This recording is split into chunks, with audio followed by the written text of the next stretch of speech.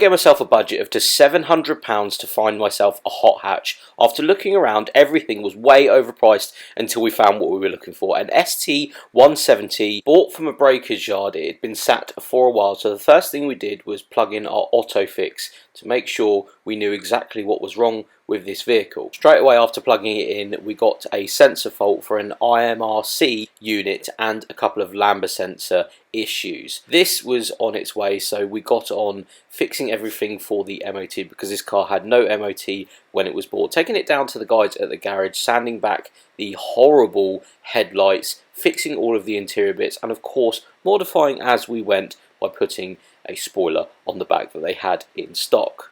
But before we get too into today's video, we're going to thank today's video sponsor, the reason why we're here, AutoFix. The AutoFix D1 Lite OBD2 bidirectional car diagnostics tool supports all system diagnosis. Display live data in text, graph and analog for easy data review. The D1 supports a 2-year free update. The diagnostics assuring speed is far faster than regular tool scanners. With the model range continuing to grow, including luxury car brands and EVs, meeting your daily maintenance needs, combining diagnostic tools, repair information, report shop management, all in one. And within minutes, I've been able to find out the control module is not happy. It's the reason why the engine management light is on. That might be why the car is running a little bit funny. AutoVin and AutoScan to diagnose all system issues and perform active tests to pinpoint trouble areas in just a few seconds. That's how good this little device is. Even me at home, I'm able to find out exactly what is wrong with the new car and order parts straight away before even getting my hands dirty. This is exactly what you need in your garage at home or in your garage at work. It is professional level, this thing. So thanks to AutoFix, I'm going to be able to order the parts I need right now, ready for the next episode for you guys. The link is in the description to get yourself one of these devices, but let's get back to the video.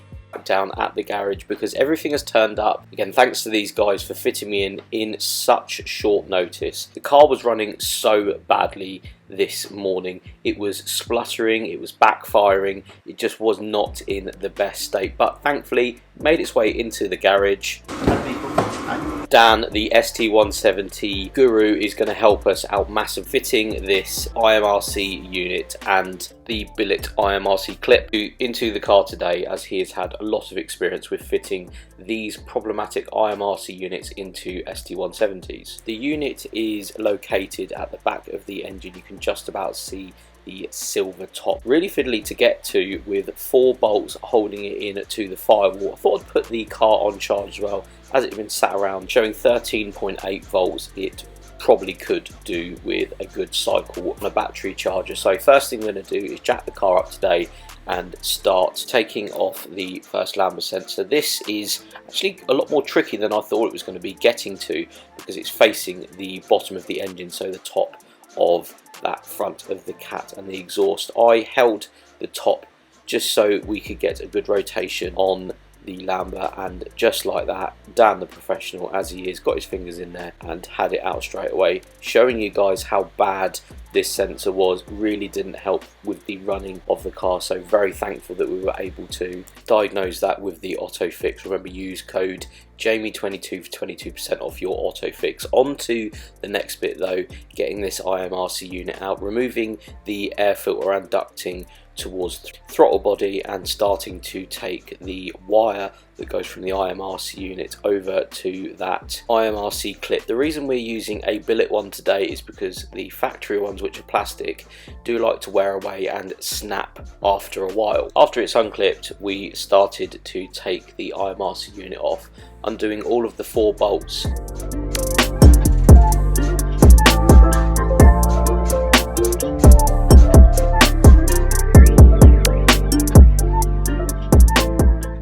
Last bolt coming off just there. Thought we'd bring the wiring from the IMRC clip through to where the IMRC unit lives and pull it out in one.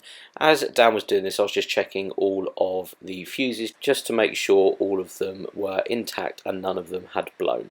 While I was doing this, Dan had got to the point where he was pulling the IMRC unit out. This gave us enough room within the engine bay to get the clip off as well. We are going to be, as I've already said, replacing that end clip because they wear really badly over time. This being a relatively old car now, 2003, and it's having 130,000 miles on it. The right thing to do, if all of this was coming off, was to replace it. So as you can see, there is a lot of wear on the original plastic IMRC clip. So putting that billet one on will be a lot better for the car, and it will give it a lot more longevity, showing you guys a little bit of a closer look of that factory one and how worn it is, and then the billet one that we'll be replacing it with. Reversing what we just done, billet IMRC clip goes on, feeding the wiring around from the IMRC unit to that IMRC clip and plugging it all in. As the air filter was off, started to assess it and how bad and disgusting this thing was. So that of course won't help with the running of the car. So as we're here, we're going to change that as well, just for a relatively cheap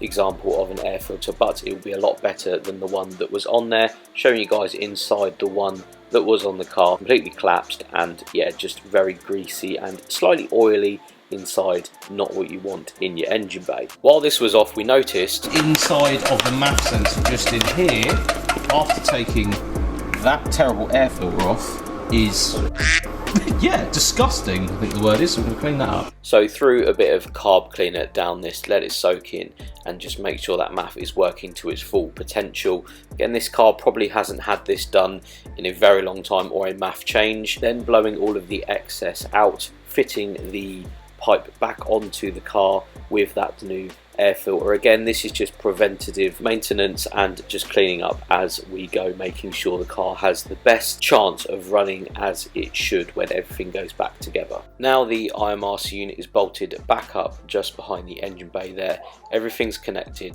Everything should be working now with that new unit, with a better clip, with the air filter that we've just put on, with just cleaning as we go. Lastly, I wanted to put a new set of wipers on this. I noticed that the driver's one especially had completely deteriorated, and I want to make sure that this passes its MOT first time. A set of wipers wouldn't go amiss.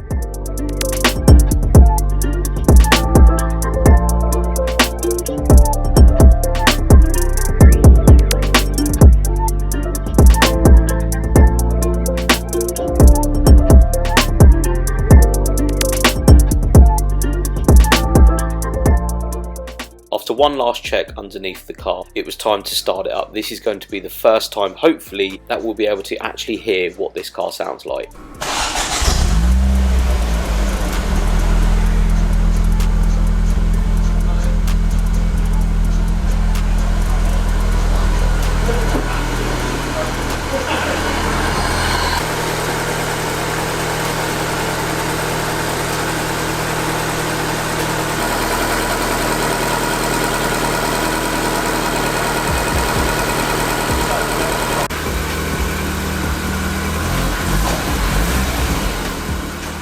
And as we pull it out, I did notice straight away that the left hand side, so passenger rear brake light, has gone out. But Dan is legally allowed to go and test drive the thing, so I thought I'd let him take out the road.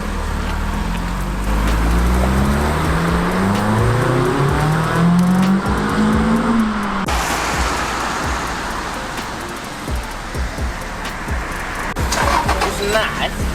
It's very nice. And a full all clear from Dan. He is incredibly happy with how this has come out. All of the problems that the AutoFix has found did actually diagnose and fix the car. The last thing to do then was just sort out that rear brake light. 2 screws and the rear light comes off. They had one in stock here, so we plugged it in and all was good. She is now ready for the MOT. Back home in the ST170 that we are resurrecting from what is basically a scrap car is running as it should. It absolutely sounds so good, this thing.